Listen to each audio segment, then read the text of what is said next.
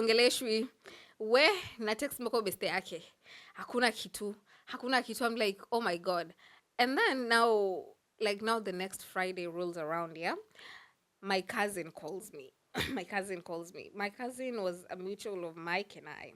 He calls me and he's like, have you heard about Mike? I'm like, what about Mike? Mike and his best friend, I'll call him George. Mike and George wamepotea. My heart dropped to my anus. Like, what? What do you like? I've never, kama ushaikuwa na hiyo feeling ya your heart dropping down to the pit of your stomach. I had that feeling. But unajua mimi ni wale madem, and I'm not proud of this, kind of like nonchalant. I'm like, not really nonchalant, but I processing my emotions now inakwaga tricky, especially negative emotions inakwaga tricky.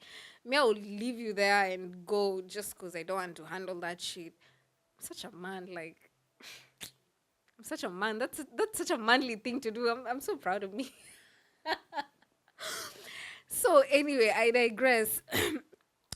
This is how I cope. Um, so akaniambia wamepotea. I'm like, probably maybe they just wandered off. Maybe they went to a different country, a different city. Maybe walijisahau, they parted off, and they're like, no, I think something bad has happened.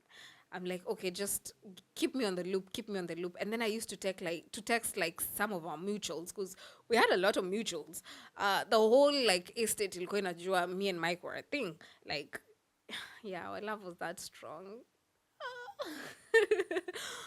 Yeah, it was like some kind of like Romeo and Juliet type shit.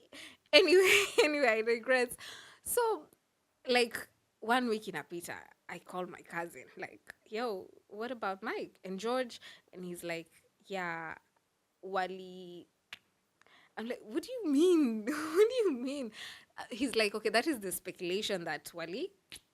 I'm like, no, it can't be. He can't be dead. He's coming to see me, like he can't be dead. We were supposed to make things right. He can't be dead. This is my man. He can't be dead. And he's like, that is the speculation. Because hawajapatikana mpaka leo, their phones are not going through, nothing is going through. I'm like, and plus, so he told me when he had gone to the other city. Okay, so he was from city A, where like is our mutual like ground, and me, I had gone to city B, and now he had come to city B all the way to city C to do some business and come back to city B, get me. Mnaelewa? So city A is our mutual ground. Me, I had flown from like city A to city B, and now he had come from city A to city B, akaenda minute city C hapa for some business, back to city B ndo arudi city A. City B alikuwa kuja kuniona. So ananiambia, yeah, walikuwa city C waki deal. I'm like, oh no, it's going to deal imeenda wrong. Do you know we waited for 2 months? Ndo George alipatikana city mortuary. Yes, he was found city mortuary. Alikuwa, I'm sorry if I'm smiling. I giggle. That's how I process like negative emotions. It's not funny. I'm just like processing, and that's how I cope. So alikuwa ampatikana city mortuary. His face was like burnt with acid, and I think alikuwa pia amefungwa like ile nylon, like amekelewa kitu, so asphyxiation. Asphyxiation. Is it like that? I don't know. Nimwambia kizungu ni a foreign language, but yeah, alikuwa ni kama ndo amekatwa hewa na hapo. I think that was his main cause of death. But sasa akazikwa, akarudishwa kwa baba. It's such a sad day.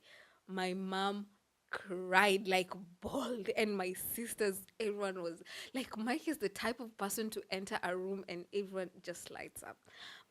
But sasa vile tumeona George amedie, and George was Mike's best friend. Like, there are two peas in a pod.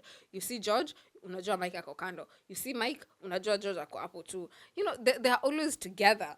So tukakaa miezi kama 3. Mike bado hajapatikana. We are still looking for Mike. So me in my head, I'm like, there's still hope. They still hope. They still hope. Yeah, there wasn't hope. Alipatikana at the end of the day, not in a good state. He was decomposing. Na vitu kama hizo. Just a weird scenario. Yeah, what walichukua videos and all. I'm like, no, I don't want to see the videos. But yeah, that's how I got like my first big heartbreak. And